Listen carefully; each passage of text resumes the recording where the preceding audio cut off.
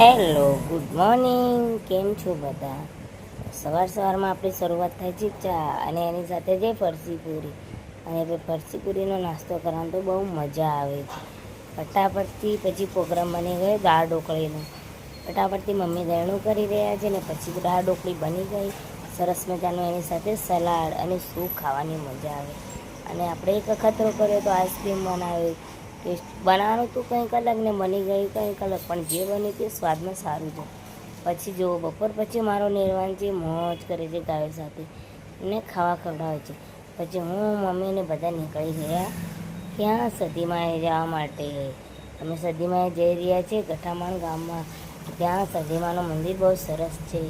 અમે આવી ગયા છીએ અને તમે જોઈ શકો છો આ છે સધીમાનું મંદિર. બહુ સરસ મજાનું મંદિર છે ને મજા આવી ગઈ. નિર્વાણને તો ભાઈ બધા મળી ગયા સાથીદાર, તો એને મજા આવી ગઈ.